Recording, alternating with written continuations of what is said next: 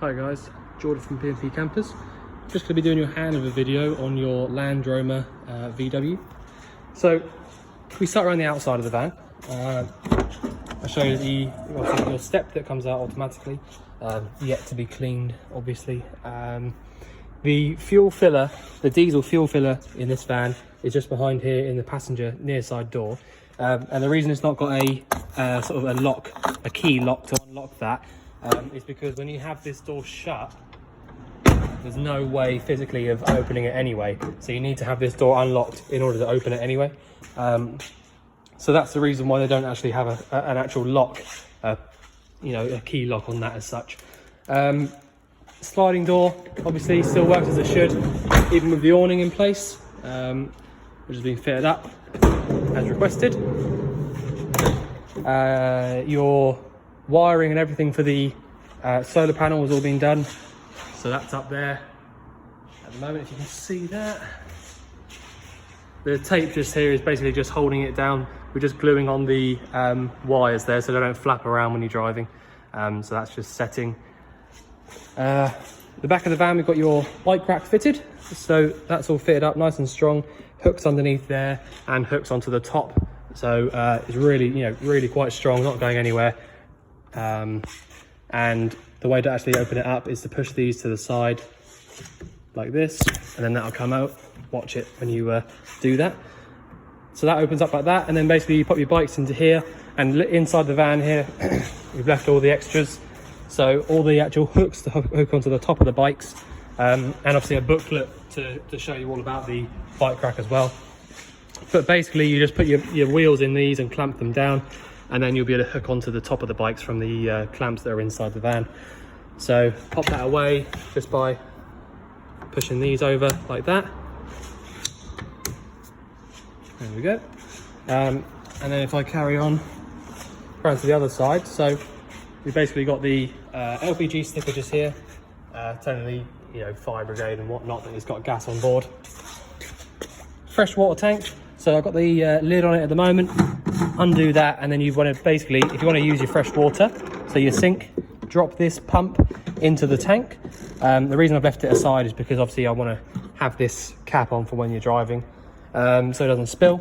But there's literally it's no more difficult than that. You can leave it in there, but it was just because I thought it might be better to have it off whilst you're driving it. But yeah, so that's the fresh water tank. So if you want to fill that back up, you can do. Drop this submersible pump inside it when you want to use it.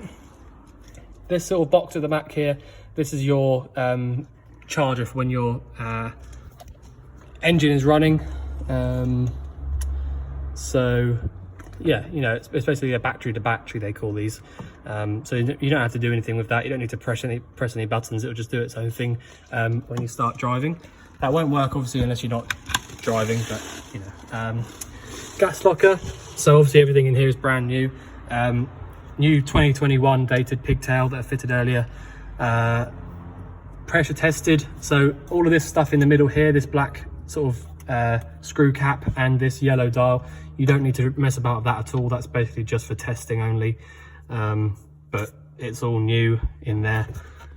You've got a 904, make sure it's 907, sorry. So this is the biggest one of camping gas that they do. You probably could fit a 4.5 kilo propane bottle in here, possibly a 6 kilo, I don't know, probably not actually. Be better off just getting a 4.5 kilo propane, or because you got the correct pigtail here now, if I was you, I would just get another one of these, because these do last a lot longer than you might think, because this is full as well. But, so yeah, you'd be surprised how long that lasts as it is.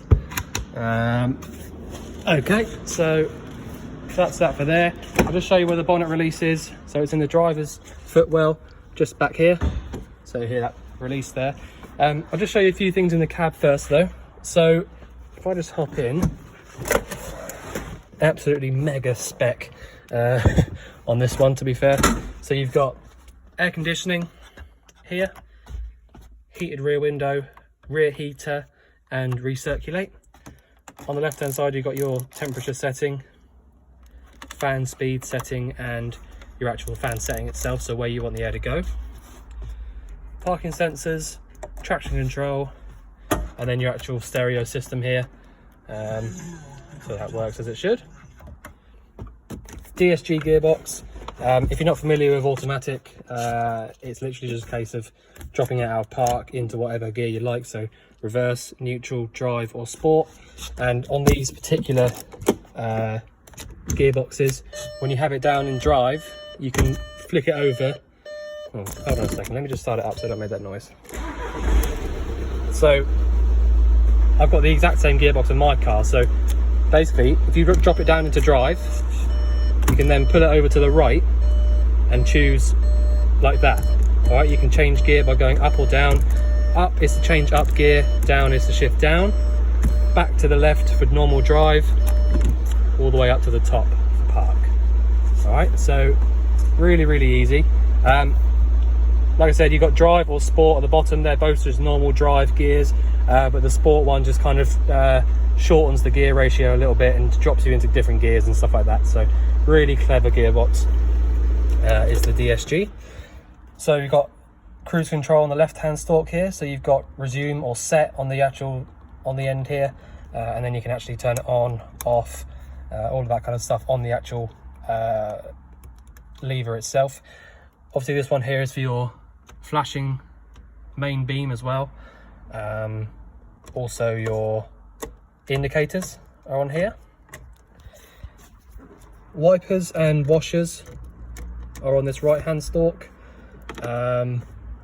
Okay, so you've got low mileage, 53,000 miles, and it tells you which door is open. It tells you at the moment that the bonnet's open as well. It tells you that both sliding doors are open and that the driver's door is open, if you can actually see that. There you go. Horn is here in the middle. You've got an electric handbrake on this as well, so really being an automatic like DSG, you can leave it, like at the moment I've not got the handbrake on and it's not moving, and it won't move because I've got it in park. But if you're on a really, quite a steep slope, then you are better off using the handbrake as well. Automatic lights, dipped beam, main beam, and you can also, on this particular one, you've got heated mirrors, so that's just leaving it in the middle like this. Left hand mirror, you can adjust it like this, or the right hand mirror, you can adjust it like that. You can lock and unlock the cab from inside the cab, which is nice because sometimes you have to get out or use the key. So that is nice, nice little option to have. And obviously you got your electric windows here as well. These two little roller dials here, the left hand one is how bright your dash is. So if I put the lights on now, I can go through and I can choose how dim. Don't know if you can see that on the video. It doesn't really show up. I don't know if you can see it any better on here. So dim, bright. So you can go through there and choose. If I was you, I'd just leave it on the brightest setting. It tends to be the best way to have it. And then on the right, you've got your headlight adjusters. You can leave that where it is as well. It doesn't, make a huge difference unless you're towing something. But yeah, all right. So I'll show you under the bonnet.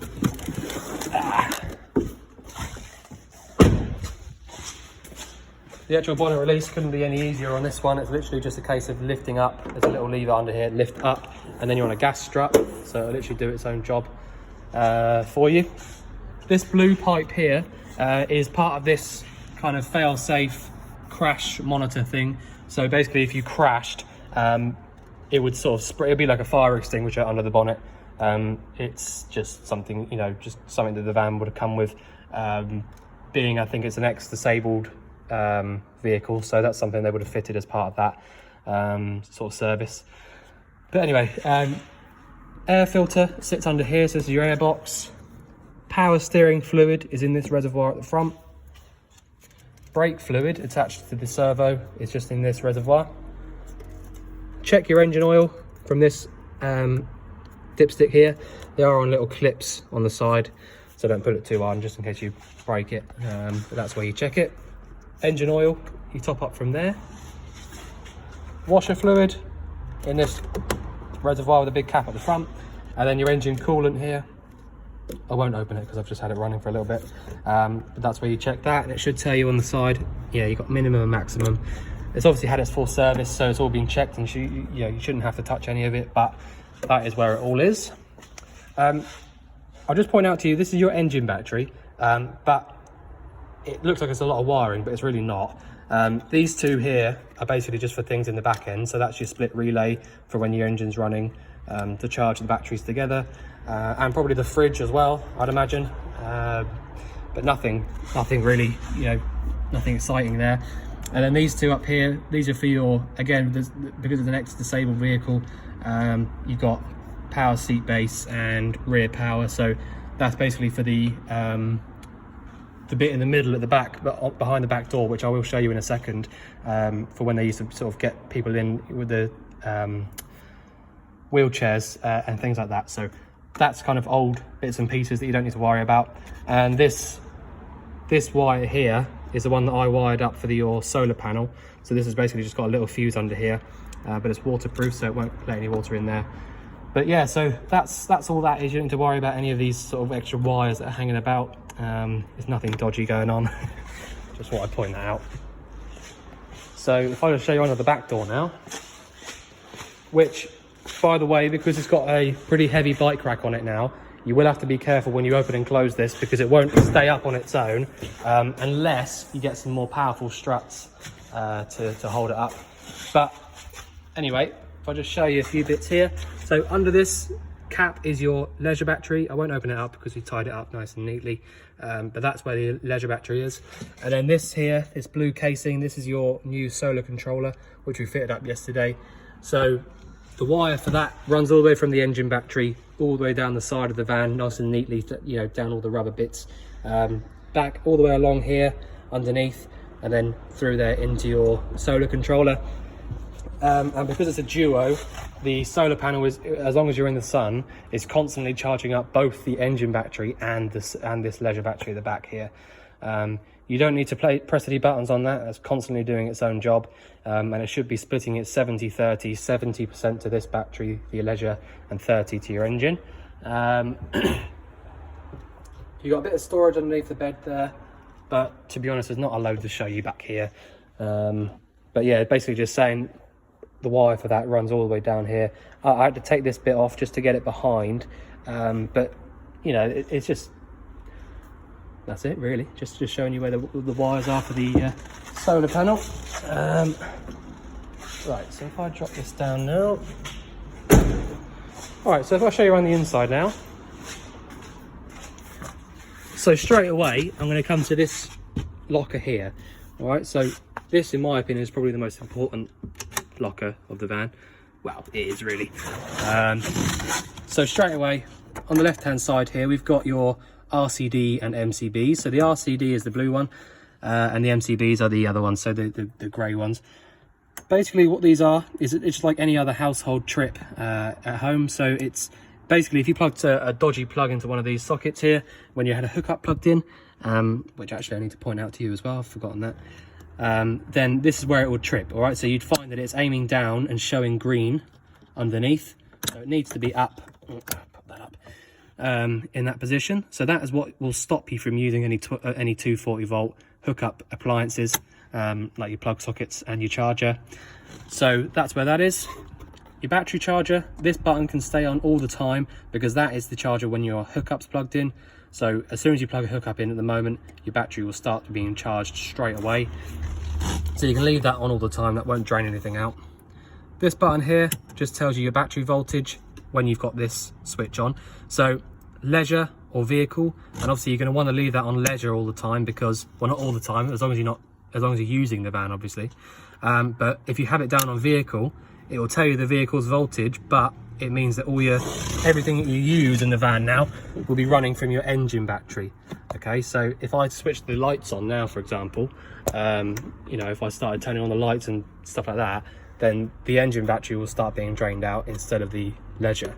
And obviously you don't want that because you won't be able to start the van up. So nearly all the time, you're going to want to have it up here on leisure.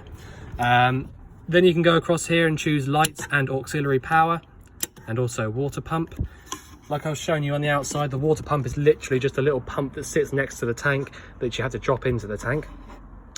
So what that means is it's submersible, and basically what that means is it doesn't work on pressure, it works on power. So if I don't have this tap in the up position, then it will not run. Okay, it doesn't have to get up to pressure or anything like that.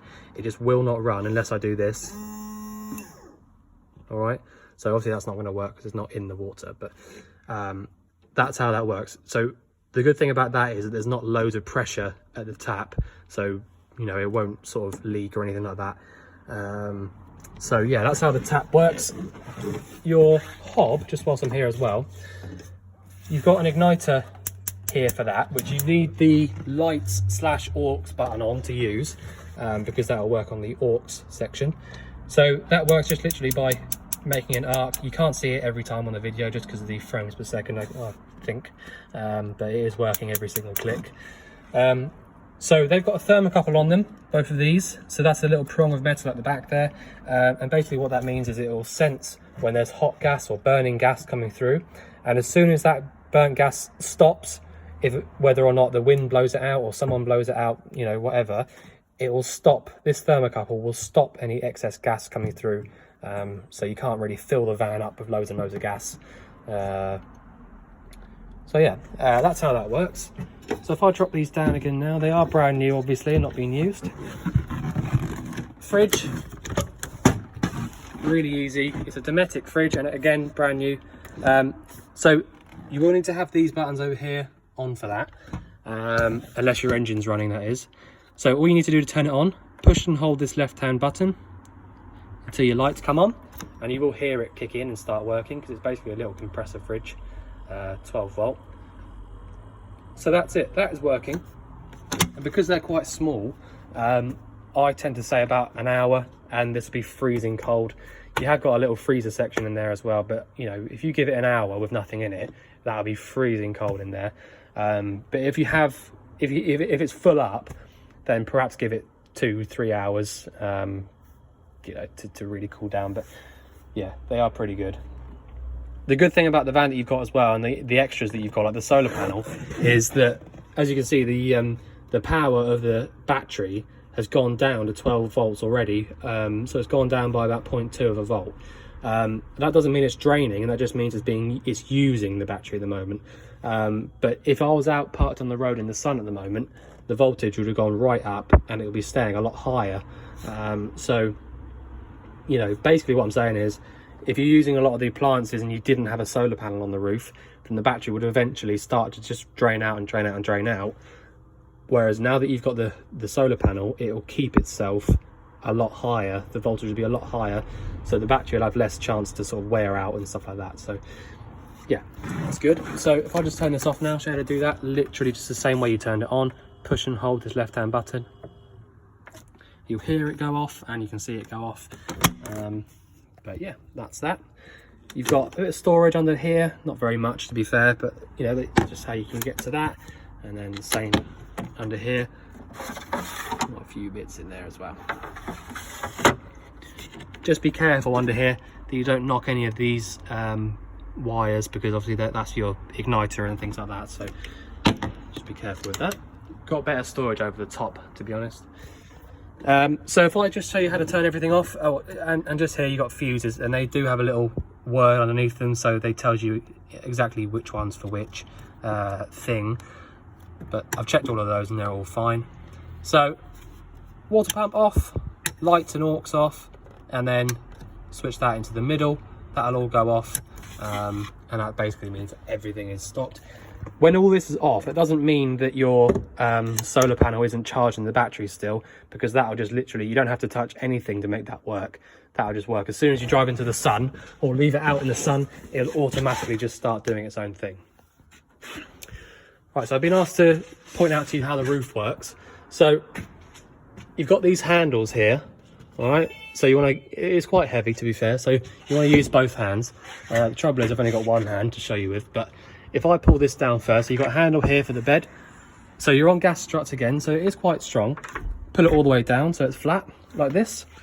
And then you want to do exactly the same thing with here. The difference is with this roof is when you're pulling it, I can't actually pull it down because I've only got the one hand, but when you're pulling this down, when you get a bit lower to about sort of this height, you're going to want to start pulling this fabric in a little bit, okay? Otherwise you'll find that it sort of sits out where you've pulled it all the way down around the outside. So once you've done that and it's all the way down, you've got these little hooks here, one there, and then you've got the same on the top. And once they're down and they meet, you've got these. All right, so these are just sort of I can't remember what they're actually called, the hooks themselves, but essentially you want to pop this through here and then put it through that one as well when it's down, obviously meeting. Pull it through and then just literally, sorry, I'm just a bit awkward to show you with one hand, but you literally pop it through like that, push this little button down and then pull it through and then just tighten it up, and that's it. That's your roof down. So you know, just do that on both sides. Obviously, just basically put the rope through these together, both of them, tighten it up as much as you can, and that's it. That's how you drive around with the roof down. It's pretty easy. Once you've done it once, you cannot go wrong again. It's really quite simple. And actually, when you've got two hands up there and you can pull down from a better height, it's actually not as hard as you might think. So yeah, we'll pop that back up again. It literally just pushes up on these gas struts. So yeah, okay, so I'll just show you the bits that I forgot on the way around the outside. Down underneath here we've got your hookup point. So if you're at home or you're at your campsite, that's where you plug your hookup cable into, and that'll give you access to your plug sockets, and also it will start charging your leisure battery automatically. And this here is your waste. So if I unclip that, it's basically like a caravan waste, and it'll just sort of drain out from there. The pipe for that is the grey pipe there. And yeah, so as long as you've got a little rollaway or something underneath there, or you're over a waste draining point, then you're absolutely fine. But yeah, that's it. That's the waste there. It's you know, nothing more difficult than that. And there isn't a fresh drain, because the fresh drain is just literally taking the lid off the water tank there. So, well, I suppose there is a drain, but it's literally just a case of emptying out the bucket. So the tank, sorry. So yeah, just trying to think if I've missed anything out. The swivel seat base has been fitted up as well. So to be honest, it's totally ready on our side. So to actually use that, sorry for going around and around, but you push that down, push it down, and the seat will swivel. You will have to move it forward and backwards and things like that, but that is how that works. And then back in the middle, locked in, so that won't move. So yeah, okay. So I think I've pretty much covered everything I can. If you think I've missed anything out, or you want anything else going over, then let us know. But otherwise, we look forward to seeing you soon to collect your van, and thank you very much.